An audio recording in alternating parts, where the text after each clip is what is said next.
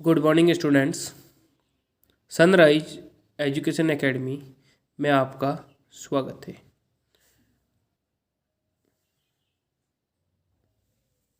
मैं Parveen Soni. Last time पर बेटा थर्ड चैप्टर अपन ने कंप्लीट कर लिया, प्लांट किंगडम। आज R.H. वाइटेकर द्वारा प्रस्तावित जो 5 जगत अवधारणा थी उसका फिफ्थ किंगडम और लास्ट एनिमल या एनिमेलिया किंगडम अपन शुरू कर रहे हैं।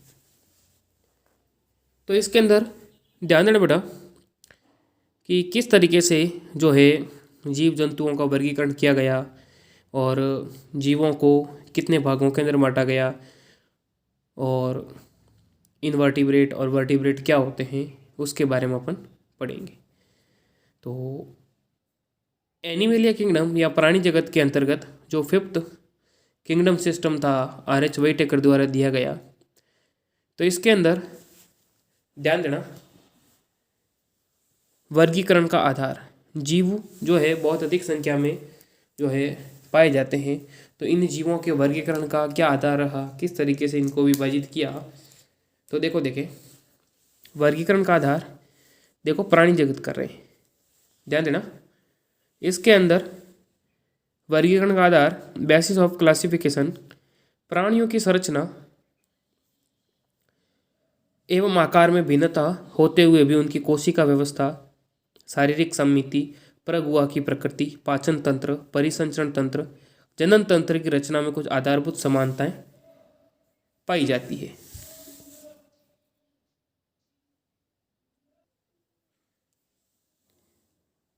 In spite of differences in structure and form of different animals, there are fundamental features common to various individuals in relation to the arrangement of cell, कोशिकाओं की व्यवस्था, body symmetry, समिति के आधार पर, नेचर ऑफ सिलोम, प्रगुआ की प्रकृति के आधार पर, पैटर्न्स ऑफ डाइजेस्टिव पाचन तंत्र के आधार पर, सर्कुलेटरी एंड रेस्पिरेटरी सिस्टम, है ना। मतलब जो है पाचन तंत्र, परिसंचरण तंत्र, जनन तंत्र के आधार पर जीवों को मतलब वर्गीकृत किया गया। सबसे पहला है लेवल ऑफ ऑर्गेनाइजेशन, संगठन के स्तर। अब ध्यान देना संगठन के अंदर सबसे पहले लोअर ऑर्गेनिज्म को रखा गया। जैसे सबसे पहले सेल से बनते हैं टिश्यू से ऑर्गन से ऑर्गन सिस्टम। अब जैसे ये बेटा ये विभिन्न प्रकार के फाइलम है, प्रोटोजोआ सबसे ऊपर प्रोटोजोआ, फिर पॉलीफेरा, सिलेंटेटा, प्लेटिहेल्मिन्थी, फिर इसके बाद में एस्केल्मन्थी आता है, एनेलिडा, आर्थ्रोपोडा, मोलस्का, इकाइंडर्मेटा, फिर कॉडेट। तो ये जो संघ है इन संघों के अंदर क्या हो गया कि ज्यों ज्यों अपन आगे की तरफ बढ़ेंगे त्यों त्यों मतलब इनके अंदर जटिलता आती रहेगी, कॉम्प्लेक्सिटी। जैसे पोरीफेरा है, ये अपन अभी आगे की तरफ इन फाइलम को डिस्कस करेंगे, डिटेल के अंदर लेंगे। तो अभी क्लासिफिकेशन के अंदर सबसे पहला पॉइंट है संगठन के स्तर। संगठन के स्तर के अंदर सबसे पहला जो फाइलम है, सबसे पहले चूँकि प्रोटोजोआ आता है, प्रोटोजोआ के अंदर तो जो जीव होते हैं वो एक कोशिक ही होते हैं। इस वजह से मतलब इनको मतलब इनके अंदर जो है मेटाजोआ या मल्टी सेलुलर एनिमल को मतलब सम्मिलित किया गया। तो पोरीफेरा के अंदर क्या होता है कि पोरीफेरा मतलब शरीर के ऊपर क्या होते हैं, पोर पाए जाते हैं। तो इन जीवों के अंदर जो कोशिकीय या फिर जो बॉडी ऑर्गेनाइजेशन होता है वो कोशिकीय स्तर का होता है। कहने का मतलब बॉडी के अंदर क्या पाई जाती है, कोशिकाएं, कोशिका मिलकर उत्तक नहीं बनाती। इसके बाद सिलेंटेटा, इससे थोड़े एडवांस है, उनके अंदर होता है टिश्यू लेवल का बॉडी ऑर्गेनाइजेशन देखने को मिलता है। सिलेंटेटा के बाद में प्लेटिहेल्मिन्थी, प्लेटिहेल्मिन्थी चपटे क्रम भी कहते हैं। इनके अंदर क्या होता है, टिश्यू मिलकर के क्या बनाते हैं, अंग तंत्र नहीं अंग बनाते हैं और ऑर्गन लेवल का बॉडी ऑर्गेनाइजेशन देखने को मिलता है। प्लेटिहेल्मिन्थी के बाद में एनेलिडा, आर्थ्रोपोडा, मोलस्का, इकाइंडर्मेटा और कॉडेट, ये विकसित जीव है। इनके अंदर होता है ऑर्गन लेवल ग्रेड का बॉडी ऑर्गेनाइजेशन। तो इस तरीके से इनके अंदर बॉडी ऑर्गेनाइजेशन जो है वो देखने को मिलते हैं। ओके, तो शरीर संगठन का मतलब होता है कोशिका, उत्तक, अंग, अंग तंत्र। सबसे पहले जैसे सेल से बने टिश्यू से ऑर्गन से सिस्टम और सिस्टम से बॉडी। ओके। तो इस तरीके से मतलब जो है इनका जो डेवलपमेंट है सरल से जटिल की तरफ अपन बढ़ रहे हैं। तो कॉर्डेट जो है मतलब हाईली विकसित एनिमल है, डेवलप एनिमल है। और पोरीफेरा है, ये जो है वो लोअर एनिमल की कैटेगरी में आते हैं, क्योंकि इनका जो शरीर होता है वेल डिफ्रेंशिएट नहीं होता। ओके। इसके बाद इनके अंदर आता है सर्कुलेटरी सिस्टम। दो प्रकार के होते हैं, open type and close type. Open type circulatory system के अंदर ध्यान देना बेटा, खुला परिसंचरण तंत्र। इसमें रक्त का बहाव हृदय से सीधे बाहर भेजा जाता है। कहने का मतलब ले जाने के लिए किसी भी प्रकार की कोई नलिकाएं वगैरह नहीं होती, और तथा कोशिका एवं ऊतक इसमें डूबे हुए रहते हैं। कहने का मतलब नलिकाएं नहीं होती, रक्त जो होता है ऐसे ही खाली स्थान के अंदर बहता है, उनको कहते हैं open circulatory system. In which the blood is pumped out of the heart and the cells and tissue are directly bathed in it. मतलब कोशिका जो है, ऊतक वगैरह जो है वो इसके अंदर डूबे रहते हैं। इसके बाद में है बंद परिसंचरण तंत्र। बंद परिसंचरण मतलब क्लोज टाइप सर्कुलेटरी सिस्टम है, जिसमें जो रक्त का बहाव जो होता है, रक्त का संचार हृदय से भिन्न भिन्न तंत्रों या नलिकाओं के द्वारा जो होता है टारगेट ऑर्गन तक सप्लाई किया जाता है। देखो देखें, देखो बेटा,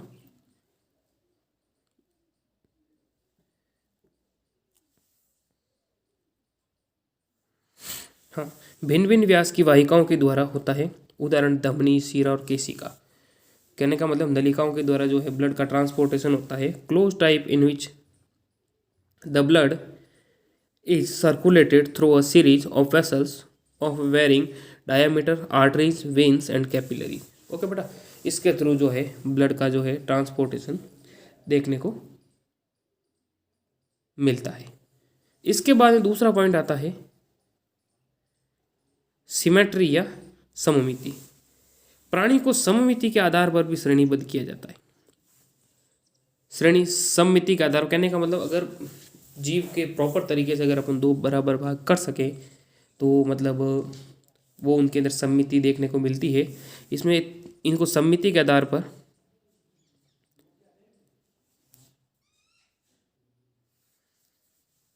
प्राणी को सममिति के आधार पर श्रेणीबद्ध animals can be categorise on the basis of their symmetry. मतलब सममिति के आधार पर भी जीवों को क्लासिफाई किया, एसिमेट्रिकल, रेडियल सिमेट्रिकल और बाइलेटरल सिमेट्रिकल।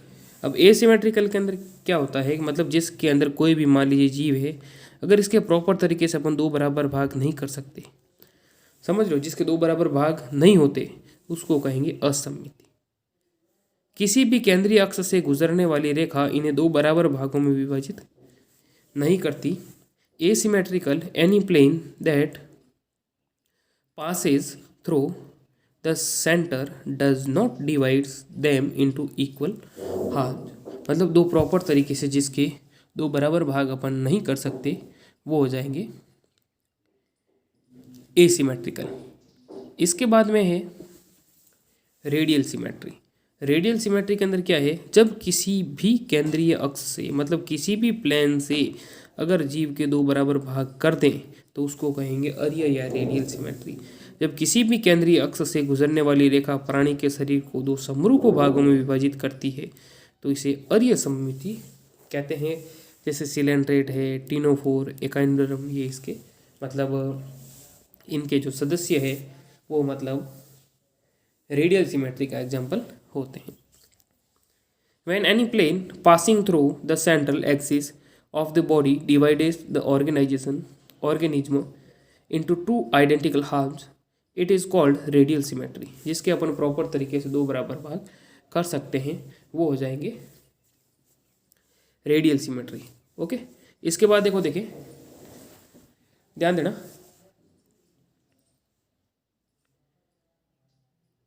सिलेंट्रेट, टिनोफोर, एकाइंडरम, ये इसके एग्जाम्पल हो गए। फिर बाइलेटरल सिमेट्री। बाइलेटरल सिमेट्री जैसे अगर मनुष्य की बात करें, समझ लो, जिसका कोई एक फिक्स प्लेन हो,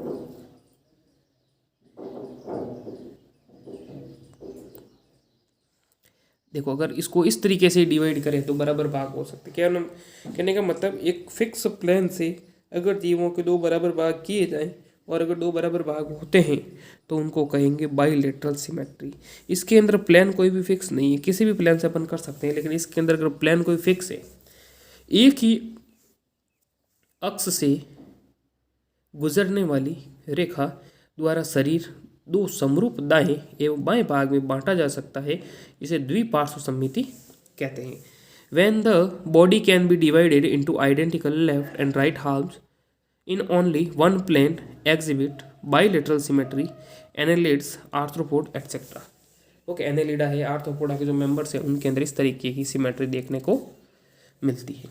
ओके बेटा, ये था सिमेट्री। अब है डिप्लोब्लास्टिक और ट्रिप्लोब्लास्टिक, मतलब बॉडी के अंदर अगर जो है जिसे कहते हैं दो लेवल पाए जाते हैं, एक्टोडर्म और एंडोडर्म, तो उसको तो कहेंगे डिप्लोब्लास्टिक। और एक्टोडर्म, मेसोडर्म, एंडोडर्म तीनों लेयर होते हैं तो उनको कहेंगे ट्रिप्लोब्लास्टिक ऑर्गेनाइजेशन। जिन प्राणियों में कोशिकाएं दो भ्रूणीय स्तर में व्यवस्थित होती है, कोशिकाएं जो है दो भ्रूणीय स्तर में व्यवस्थित होती है, जैसे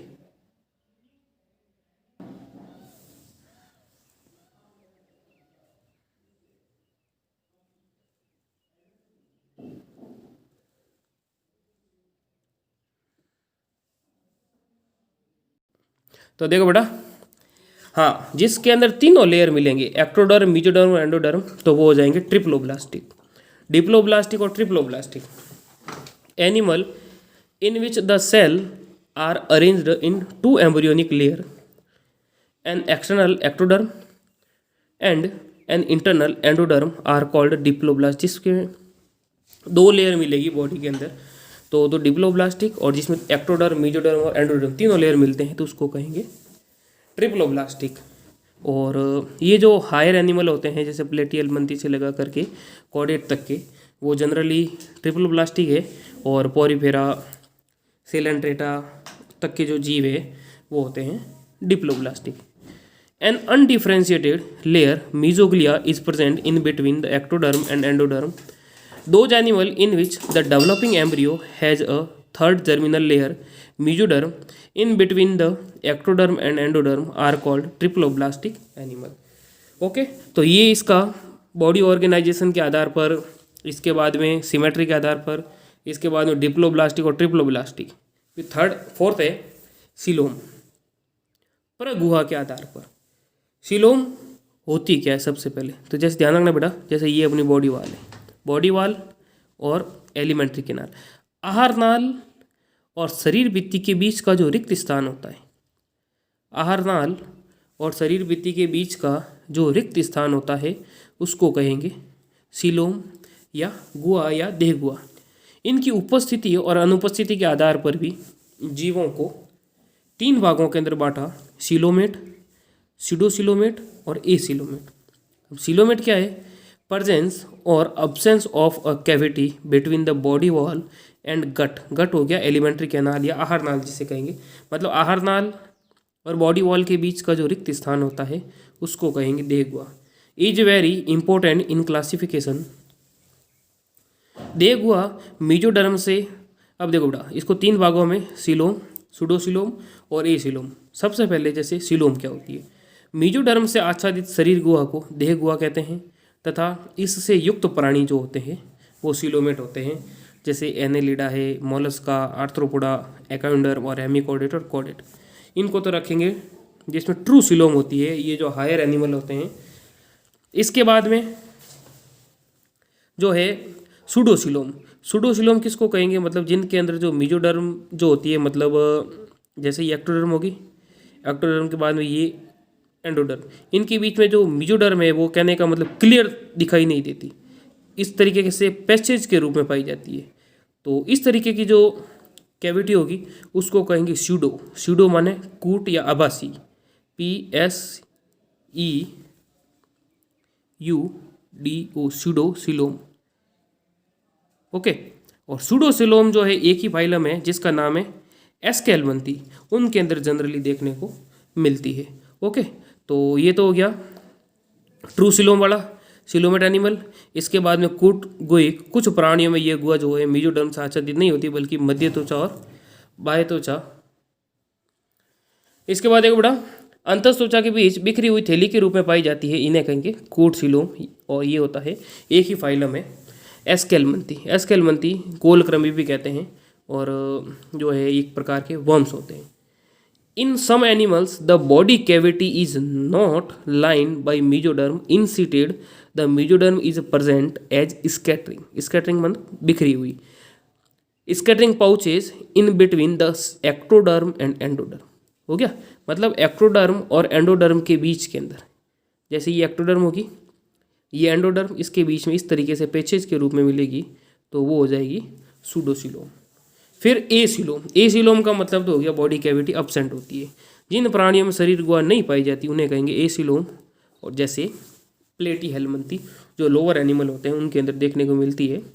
the animal in which the body cavity is absent are called acoelomate like platyhelminthes. Okay, तो ये हो गए क्लासिफिकेशन के आधार 4 अपन ने कर लिए. फर्स्ट किया बॉडी ऑर्गेनाइजेशन, सेकंड किया सिमेट्री, थर्ड किया डिप्लोब्लास्टिक ट्रिप्लोब्लास्टिक, फोर्थ किया सिलोम. अब है सेगमेंटेशन, खंडीभवन. मतलब बॉडी के अंदर सेगमेंट्स पाए जाते हैं. सेगमेंट के आधार पर भी जीवों को डिवाइड किया गया. कुछ प्राणियों में शरीर बाह्य एवं आंतरिक दोनों और श्रेणीबद्ध खंडों में विभाजित रहता है, जिनमें कुछ एक अंगों की क्रमिक जो होती है पुनरावृत्ति होती रहती है, उस प्रक्रिया को कहेंगे खंडीभवन. In some animals the body is externally and internally divided into segments with a serial repetition of at least some organ. क्या मतलब हो गया कि जिसके अंदर कुछ खंडों की क्रमिक जो होती है पुनरावृत्ति हो जाती है, और इस प्रोसेस को कहेंगे सेगमेंटेशन. बॉडी के अंदर स्पष्ट, जैसे एनेलिडा वगैरह के अंदर अपन देखेंगे तो उनके अंदर क्या होता है कि प्रॉपर सेगमेंटेशन देखने को मिलता है. तो सेगमेंटेशन के आधार पर भी जीवों को क्लासीफाई किया गया. इसके बाद लास्ट है बेटा बेसिस ऑफ क्लासिफिकेशन के अंदर पृष्ठरज्जु, या इसको कहेंगे नोटोकोड. नोटोकोड की उपस्थिति अनुपस्थिति के आधार पर भी जीवों को क्लासिफाई किया. सलाका रूपी पृष्ठरज्जु मध्य त्वचा से उत्पन्न होती, किससे? मेसोडर्म से, जो भ्रूणीय परिवर्तन के समय पृष्ठ सतह से बनती है. पृष्ठरज्जु युक्त प्राणी को कहेंगे कॉडेट, और जिसमें पृष्ठरज्जु नहीं होती उनको कहेंगे नॉन कॉडेट. रीढ़ की हड्डी है ना, एम्ब्रियोनिक स्टेज के अंदर, और धीरे धीरे जो है मतलब डेवलप होकर के फिर मेरुरज्जु का पोर्शन बन जाती है. तो जिसके अंदर प्रेजेंट होती है वो तो हो जाएंगे कॉडेट, और जिसमें अब्सेंट है वो है non cadet. Now notochord is a मेसोडर्मली derived road like structure formed on the dorsal side during embryonic development in some animal. embryonic development के समय animal with notochord are called कॉडेट. जिसके अंदर नोटोकोड प्रेजेंट होती है वो तो हो जाएंगे कॉडेट, और जिनके अंदर those animal which do not form this structure called non cadet. जिसके अंदर इस तरीके का स्ट्रक्चर देखने को नहीं मिलता उसको कहेंगे नॉन कॉडेट. तो इस तरीके से जीवों के जो क्लासिफिकेशन के जो 6 पॉइंट्स थे वो अपन ने किए. सबसे पहला बॉडी ऑर्गेनाइजेशन, शरीर संगठन. दूसरा सिमेट्री, सम्मिति. तीसरा डिप्लोब्लास्टिक ट्रिप्लोब्लास्टिक, द्विकोरकी त्रिकोरकी. चौथा अपन ने किया सिलोम. पांचवा खंडीभवन, और छठा किया नोटोकोड या पृष्ठरज्जु. ओके, अब इनके अंदर जो नोटोकोड की उपस्थिति अनुपस्थिति के आधार पर जैसे कॉडेट और नॉन कॉडेट बनाए, तो कॉडेट और नॉन कॉडेट के अंदर सबसे पहले अपन नॉन कॉडेट के अंदर जो फाइलम्स है उनको डिस्कस करेंगे. तो देखें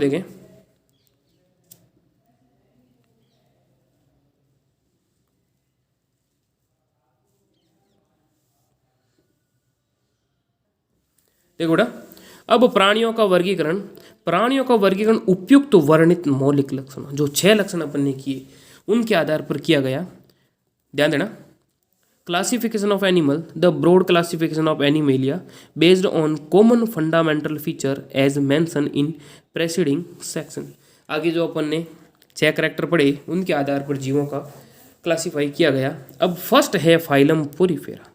अब देखो बेटा, पोरीफेरा, पोर माने छिद्र, फेरा माने बियरिंग, मतलब बॉडी के ऊपर जिनके पोर पाए जाते हैं या छिद्र युक्त जो जीवधारी होते हैं उनको टोटली इस फाइलम के अंदर रखा गया.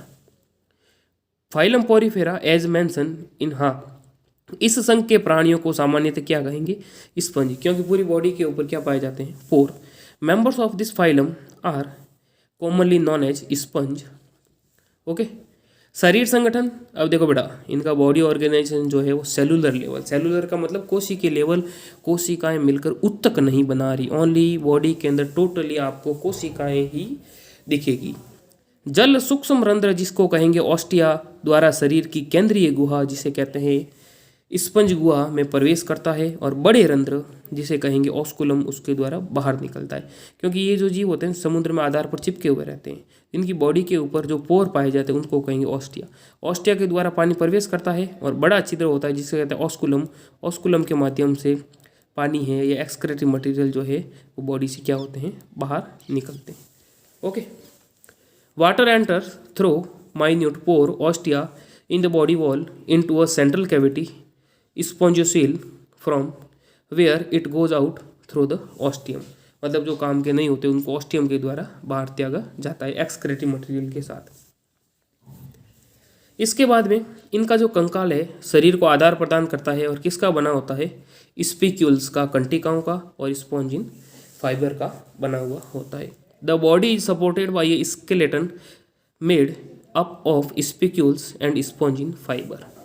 ओके, स्पॉन्जिन फाइबर और कंटिकाओं का जो है बना अंत कंकाल पाया जाता है, आधार पर चिपके हुए जीव होते हैं, और ये होते हैं हर्मीप्रोडाइट, उभयलिंगी, बाइसेक्सुअल, मतलब सेक्स ऑर्गन जो होते हैं मेल एंड फीमेल एक ही जीव के अंदर प्रेजेंट होते हैं। इसके बाद में एसेक्सुअल रिप्रोडक्शन, अलैंगिक जन्म जो होता है इनके अंदर फ्रेगमेंटेशन के द्वारा, विखंडन के द्वारा, मतलब जीव का फ्रेगमेंट टूटता है और हर एक से नया जीव बनता है। और सेक्सुअल रिप्रोडक्शन जो होता है गैमेट फॉर्मेशन के द्वारा, जिसमें मेल और फीमेल गैमेट बनेंगे, और फर्टिलाइजेशन से नई जीव का डेवलपमेंट देखने को मिलता है। ओके, इसके बाद में fragmentation and sexually by formation of gametes. Fertilisation जो होता है इंटरनल, निचेसन जो है बॉडी के अंदर होता है, और डेवलपमेंट जो होता है वो इनडायरेक्ट। बेटा ध्यान रखना, डेवलपमेंट दो प्रकार के होते हैं, डायरेक्ट और इनडायरेक्ट। डायरेक्ट का मतलब क्या हो गया, जिसके अंदर जो जाइगोट बना, वो जाइगोट अगर डायरेक्ट ही, कहने का मतलब एम्ब्रियो या एडल्ट के अंदर कन्वर्ट हो जाता है, वयस्क के अंदर या नई जीव के अंदर, तो वो हो जाएगा डायरेक्ट डेवलपमेंट। अगर जाइगोट से लार्वा और लार्वा से एडल्ट बन रहा है तो उसको कहेंगे इनडायरेक्ट डेवलपमेंट। इसके अंदर भी डेवलपमेंट जो है इनडायरेक्ट होता है, लार्वल स्टेज देखने को मिलती है। उदाहरण हो गए साइकन और स्पॉन्जिला। ओके, तो ये जो है ये पोरीफेरा फाइलम। इसके बाद में है सिलेंट्रेटा। इसके बाद देखो बेटा फाइलम सिलेंट्रेटा, इसके अंदर ध्यान देना, इनको नाइडेरिया फाइलम भी कहते हैं क्योंकि विशेष प्रकार की सेल्स होती है नाइडोब्लास्ट। इस वजह से जो है इस फाइलम को, मतलब इनकी बॉडी के अंदर नाइडोब्लास्ट या निमेटोब्लास्ट जो सेल पाई जाती है, इस वजह से इस फाइलम को नाइडेरिया भी नाम दिया गया। और जो होती है ये क्या करती है, इनकी बॉडी के अंदर रक्षा, शिकार पकड़ने में हेल्प करती है। नाइडेरिया नाम इसकी दंश कोशिका नाइडोब्लास्ट या निमेटोब्लास्ट से बना। The name Cnidaria is derived from the cnidoblast और नाइडोसाइट सेल्स।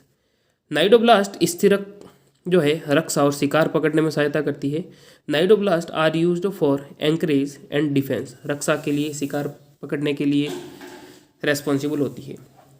इनकी बॉडी के अंदर इनमें जो है टिश्यू लेवल का जो है बॉडी ऑर्गेनाइजेशन देखने को मिलता है। कहने का मतलब देखो ये जो है पोरीफेरा से थोड़े एडवांस है, सेल मिलकर के क्या बना रही है, टिश्यू। और कैसे जीव होते हैं, डिप्लोब्लास्टिक। डिप्लोब्लास्टिक का मतलब बॉडी के अंदर एक्टोडर्म और एंडोडर्म होती है। ओके, मेसोडर्म जो है उससे आच्छादित नहीं होती, एक्टोडर्म और एंडोडर्म दो लेयर देखने को मिलते हैं। इनके जो शरीर है दो आकार पॉलिप और मेडुसा से बनता है। Cnidarian exhibit two basic body forms called polyp and medusa. दो तरीके का जो है शरीर दो आकार पॉलिप और मेडुसा से बनता है। पॉलिप जो होते हैं वो स्थावर होते हैं, बेलनाकार होते हैं जैसे hydra. Polyp is a sessile, किसी आधार से चिपके हुए, और सिलेंड्रिकल बेलनाकार फॉर्म लाइक। और ये किस में मिलेगा, हाइड्रा जो जीव होते हैं उनके अंदर। इसके बाद में मेडुसा जो छतरी के आकार का और मुक्त पलावी होता है, जैसे किस में है, ओरेलिया के अंदर। Medusa is umbrella shaped and free swimming like Aurelia. Okay, तो इस तरीके से ये जो है पॉलिप और मेडुसा दो फॉर्म के अंदर मिलते हैं, और पॉलिप जो स्थावर, मेडुसा जो होते हैं वो फ्री स्विमिंग कर सकते हैं। वे नाइजीरिया जिनमें, अब देखो, पॉलिप स्टेज मिलेगी हाइड्रा के अंदर, ये सब मेंबर्स है सिलेंट्रेटा के। मेडुसा स्टेज मिलती है ऑरेलिया में।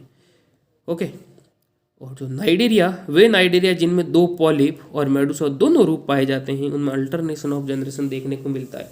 कहने का मतलब पॉलिप से मेडुसा, मेडुसा से पॉलिप स्टेज देखने को मिलती है, जैसे ओबेलिया के अंदर।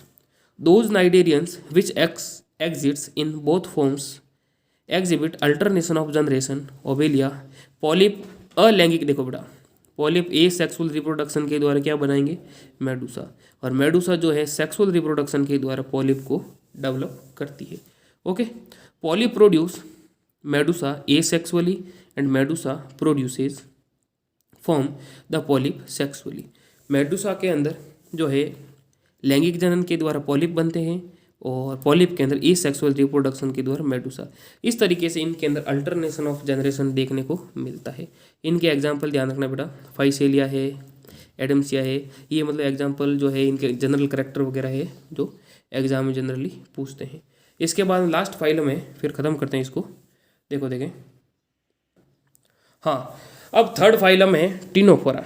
बस अपना ये आज का लास्ट है, फिर जो है नेक्स्ट अपन जो है प्लेटियलमंथी, एस्केलमंथी अगले टर्न पे पढ़ेंगे। टिनोफोरा, टिनोफोरा को सामान्यतः सी वॉलनट या समुद्री अखरोट या कंकाल जेली के नाम से जाना जाता है, क्योंकि इनका जो जनरली ये जो जीव होते हैं वो राउंड शेप, गोलाकार होते हैं। इस वजह से ctenophore commonly known as sea walnut and comb jellies, ये सभी समुद्रवासी रेडियल सिमेट्री, ध्यान रखना बेटा। और ये समिति का मतलब क्या होगा, किसी भी प्लान से अगर दो बराबर भाग करें तो हो सकते हैं। डिप्लोब्लास्टिक, और इसमें जो है टिश्यू लेवल का बॉडी ऑर्गेनाइजेशन देखने को मिलता है। Marine radially symmetrical diploblastic organism with tissue level of organisation. Okay, और इसके अंदर इसका कैरेक्टरिस्टिक फीचर ध्यान रखना बेटा, बायोलुमिनिसेंस, जीव संदीप्ति, कहने का मतलब प्राणी के द्वारा प्रकाश उत्सर्जन करते हैं। इनके अंदर लाइट एमिटिंग की प्रॉपर्टी देखने को मिलती है। कहने का मतलब ये जो जीव है समुद्री वातावरण क्या करते हैं, इस तरीके के ट्रांसपेरेंट जो जीव होते हैं, और कहने का मतलब इनके अंदर इस प्रकार की सेल्स पाई जाती है जो मतलब प्रकाश उत्सर्जन की क्षमता देखने को मिलती है। टिनोफोर की ये जो है एक मुख्य विशेषता है बायोलुमिनिसेंस, एकदम जो है ट्रांसपेरेंट जीव होते हैं। Bioluminescence the property of a living organism to emit light. नर मादा अलग अलग नहीं होते, और जनन केवल होता है सेक्सुअल, ठीक है। मेल और फीमेल जो है both sex organ are present on a single organism. कहने का मतलब जो है हर्मीप्रोडाइट है या बाईसेक्सुअल होते हैं, और सेक्सेस आर नॉट सेपरेट, और जनन केवल जो होता है लैंगिक। रिप्रोडक्शन जो takes place by sexual means, लैंगिक तरीके से होगा। और इसके जो एग्जाम्पल है प्लूरोब्रैंकिया और टिनोफोरा। ओके बेटा, तो ये था अपना आज का लेक्चर। पढ़ना, वापस कोई डाउट है, समस्या है तो मेरे व्हाट्सएप नंबर पर आप पर्सनली मैसेज करके भी पूछ सकते हैं, और इसकी पीडीएफ आपको मिल जाएगी। ओके, और एक दो क्वेश्चन होमवर्क के अंदर डाल रहा हूँ, ये करते रहना। फर्स्ट क्वेश्चन लिखो, right characteristics of phylum Porifera. Okay, Porifera संघ के सामान्य लक्षण लिखिए। और सेकंड क्वेश्चन है, what do you mean by open circulatory system, खुला परिसंचरण तंत्र से आप क्या समझते हैं। ये दो क्वेश्चन करने हैं और पढ़ते रहें। कोई भी समस्या है, डाउट है तो पूछ सकते हैं, और साथ साथ नोट डाउन भी करते रहें। ओके, और नेक्स्ट टर्न पे इसके जो रिमेनिंग फाइलम्स है, प्लेटियलमंथी, एस्केलमंथी, एनेलिडा, आर्थ्रोपोडा, मोलस्का, इकाइंडरमेटा और कॉडेट, जिसके अंदर 5 क्लासेज है, फिशीज, एम्फीबिया, रेप्टाइल्स, एवीज और मैमल्स, उसको करेंगे। और अपने ध्यान रखना 3 चैप्टर कंप्लीट हो गए। ओके, और एक फोटोसिंथेसिस वाला मैंने आगे करवा रखा है, 4 हो गए, और ये अपना 5th चैप्टर है। ओके बेटा, और नोट डाउन करते रहें। कोई भी समस्या है तो उसको भी नोट डाउन करते रहें। स्कूल आए तो स्कूल में बता देंगे, नहीं तो व्हाट्सएप नंबर पर अगर आप मैसेज करो तो उसमें बता देंगे। ओके, आज अपन ने किए 3 फाइलम, एक तो किया पोरीफेरा, इसके बाद में दूसरा किया सिलेंट्रेटा, और तीसरा अपन ने किया टिनोफोरा। और बाकी अपन नेक्स्ट टर्न पे कंटिन्यू करेंगे। Okay, thank you.